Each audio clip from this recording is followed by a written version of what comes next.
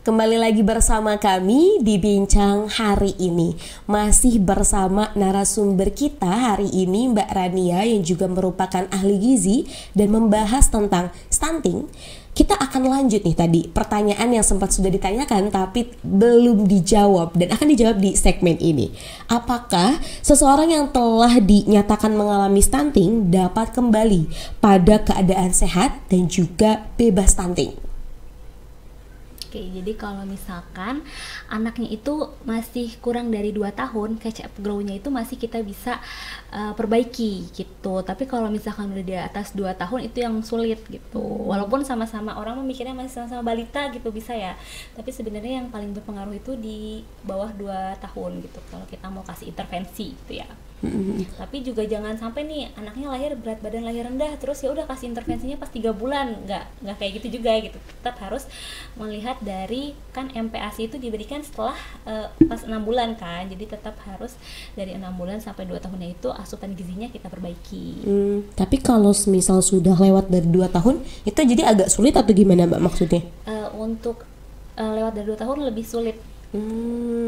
Tapi kan ketika ini ya Mbak, kita berbicara tentang mengenai tinggi lah atau ibaratnya yang tentang pertumbuhan sampai umur 17, bukankah itu masih kita apa ya ibaratnya masa-masanya tumbuh Mbak? Masih pertumbuhan ya. Jadi kalau misalkan stunting ini kan tadi ganggu ke perkembangan otak, untuk IQ menurunnya dan sebagainya. Mungkin kalau dari tinggi badan dia jadi kayak bisa kok sama nanti sama seumurannya gitu. Cuma kan yang perkembangan otak ini nih yang dari awal ibaratnya nggak bisa kita lihat gitu, untuk daya tangkap dan sebagainya biasanya anak stunting itu lebih daya tangkap itu lebih menurun gitu. Jadi nggak cuma dilihat dari tingginya aja ya, tapi juga dari perkembangan otaknya. Oh baik. Kemudian Mbak, ada nggak nih Mbak, selain tadi kan kalau di segmen sebelumnya kita udah ngobrol tentang langkah, ini kayak penanganan bener-bener khususnya nih untuk menangani anak yang memang sudah terlanjur mengalami stunting, ada nggak nih Mbak penanganan khususnya? Penanganan khususnya itu mungkin yang pertama awalnya masih dirawat di rumah ya, maksudnya pemberian makanan tambahan. Terus dalam 1 kali makan itu biasanya kan diharapkan dari isi piringku itu ada makanan pokok, ada lauk hewani, lauk nabati gitu ya, buah dan sayur. Nah untuk anak stunting ini beberapa penelitian itu sekarang kayak kalau double protein itu akan lebih mudah untuk menurunkan stunting gitu. Tapi dengan jangka waktu misalkan 3 bulan atau 6 bulan kayak gitu dilihatnya. Jadi jangan cuma udah double protein kok tapi seminggu sekali gitu, itu kan juga kurang sesuai gitu. Jadi kalau emang mau penanganan double protein itu ya setiap hari gitu. Sampai nanti nih misalkan usia dia 1 tahun udah sama nih tingginya sama seusianya. Nah itu bisa dikatakan yang tadi pertanyaan sebelumnya ya, jadi kayak sebelum 2 tahun itu masih bisa diperbaiki gitu.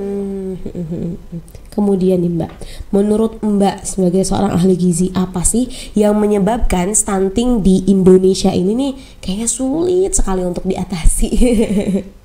Jadi untuk penanganan di Indonesia sendiri kan mungkin awalnya kita fokus di stunting kaitannya gizi, kurang makan gitu ya.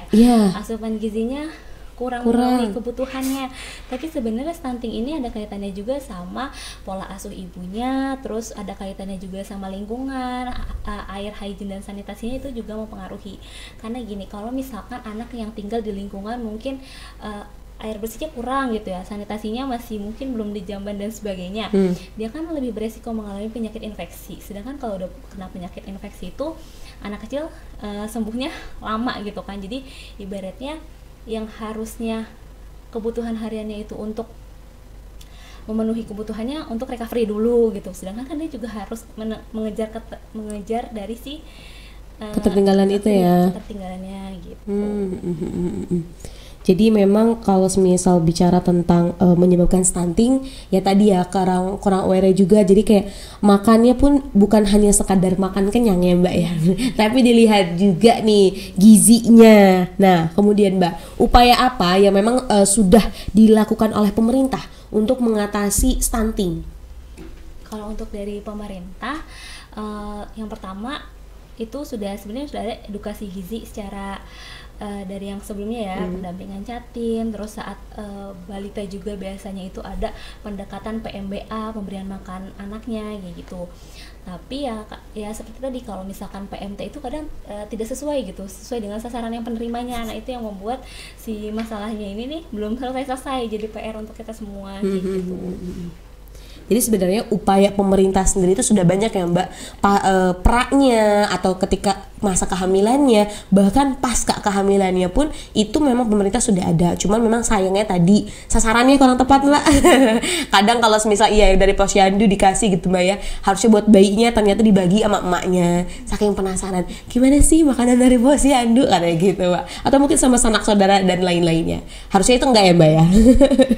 Terus kadang kan kalau edukasi ini kita ngasih tahu nih ya, maksudnya dalam satu kali makan, misalkan dalam 3 kali itu harus sesuai, ada makanan pokok, ada lauk hewani, lauk nabati gitu. Cuma kadang pas kita recall lagi, kita tanya lagi, ternyata definisi makan menurut ibunya tuh kayak jajan-jajanan yang batagor atau sebagainya, soma itu termasuk makan gitu. Sedangkan kan makan yang harus dipenuhi itu tuh untuk memenuhi kebutuhan gizi ya full meal gitu. Maksudnya makanan lengkap sesuai dengan pedoman gizi seimbang. Tapi Mbak, berbicara tentang pemenuhan gizi seseorang ataupun gizi anaknya Mbak, kita kalau semisal melihat dari kacamata seorang yang memang memiliki keterbatasan secara finansial, kan ada Mbak, mungkin kalau semisal tadi untuk nabati, protein dan lain-lainnya kayaknya susah Mbak, nasi pun susah. Ada nggak sih Mbak langkah yang bisa dilakukan gitu untuk seorang ibunya nih semisal ketika merawat anaknya tersebut? Jadi kalau misalkan kita ngelihat bayangan protein hewani itu pasti mahal gitu ya. Sebenarnya kayak ikan aja mikirnya yang bagus tuh mungkin kayak salmon dan sebagainya, padahal di lingkungan kita sendiri aja nggak setiap hari itu ada gitu kan. Sebenarnya kayak diganti sama ikan bandeng, ikan lele kayak gitu. Terus itu juga sebenarnya bisa gitu. Terus kayak harga telur sebenarnya sama aja kan, sama kayak harga 1 batang rokok gitu ya untuk bapak-bapak gitu. Jadinya harus pendekatan, kesadarannya itu nggak cuma dari ibunya aja sih, tapi dari ayahnya juga. Keterlibatan ayahnya juga untuk mengatasi kesehatan anaknya juga perlu diperlukan. Jadi memang sebenarnya ada banyak ya Mbak bahan-bahan masakan ataupun sayuran yang kiranya itu masih murah. Kalau misal kita bandingkan dengan jajanan-jajanan yang kata ibunya ya udah makan aja yang penting kenyang ya Mbak. Dan ini juga bisa menjadi apa ya, ibaratnya semoga diingat lah oleh seluruh orang tua di Indonesia agar lebih aware nih sama gizi yang dimakan oleh anaknya.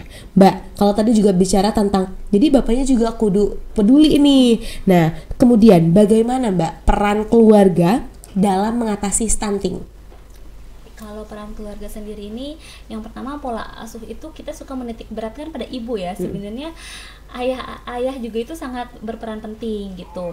Karena ada keterkaitan gitu. Misalkan ayah yang merokok dengan anak yang stunting gitu. Dan penelitiannya itu pun sudah banyak gitu. Kalau ayahnya yang perokok, kemungkinan anaknya itu mengalami stunting. Kaitannya apa sih gitu kan, anaknya tinggi badannya kok kaitannya sama rokok ayahnya gitu. Misalkan gini, ayahnya setelah merokok gendong-gendong anaknya nih. Nah, anaknya itu kan kayak menghirup kan asap rokok itu kan nempel biasanya di baju. Nah, menempel itu anaknya jadi mudah terkena penyakit infeksi kan, infeksi pernafasan dan sebagainya. Nah, makanya itu juga kaitan ayah yang merokok dengan kejadian anak yang stunting. Terus kalau misalkan pola asuh sendiri ini, misalkan pola asuh juga kan nggak hanya dari ibu ya, dari yang perawatnya atau dari neneknya, kakeknya kayak gitu. Kadang nenek-nenek itu kayak udah makan aja gitu, masih kecil mah yang penting makan yang banyak gitu ya. Padahal sebenarnya itu juga ada beberapa yang nggak boleh untuk anak kecil gitu. Contoh kayak sosis gitu ya, atau anak-anak sekarang kan suka kayak kornet nih makanannya keren gitu ya. Padahal kan sebenarnya dia instan kan, instan, termasuk instan dan tinggi natrium. Jadi jangan asal ya, kudu pilih lagi gitu agar juga makanan yang dikonsumsi juga dapat berdampak baik pada kesehatan tubuh. Wah Mbak, gak kerasa udah 3 segmen nih kita berbincang-bincang tentang stunting bersama pemirsa setia Sultan TV. Nah, untuk menutup atau mengakhiri ini Mbak perbincangan kita pada hari ini, boleh Mbak kasih di closing statement kepada pemirsa tentang tema kita hari ini, stunting bebas, wujudkan generasi cerdas. Untuk pencegahan stunting ini bukan hanya PR dari bagian segmen kesehatan aja, tetapi juga harus dari diri sendiri setiap orang untuk menangani stunting gitu. Pencegahan itu kan pasti lebih baik ya daripada nanti mengobatinya. Dan kalau stunting ini merupakan sesuatu kan kondisi kronis atau karena kejadian yang sudah lama gitu, bukan karena baru sehari 2 kali langsung stunting gitu. Makanya harus kesadaran dari semua orang, dari orang tuanya sendiri perlu mempersiapkan asupan gizi dari awal. Wah baik Mbak, wah mantap sekali nih closing statementnya, yang juga ini bentuk edukasi kepada seluruh masyarakat Indonesia agar lebih peduli tentang gizi, dan juga ini bisa menjadikan generasi kita selanjutnya cerdas dan juga bebas dari stunting. Wah Mbak, terima kasih nih, kita udah berbincang lama nih di bincang hari ini bahas tentang topik hari ini. Makasih Mbak. Terima kasih kembali Mbak Rida atas kesempatannya, dan Sultan TV juga semoga semakin makin keren nih Mbak ya. Wah iya Mbak, sama-sama, semoga nanti bisa datang lagi deh Mbak ya, kita berbincang lagi. Soalnya kalau semisal kita bahas tentang gizi Mbak, ini bukan masalah stunting aja, banyak banget Mbak masalah yang bisa kita ulik tentang gizi.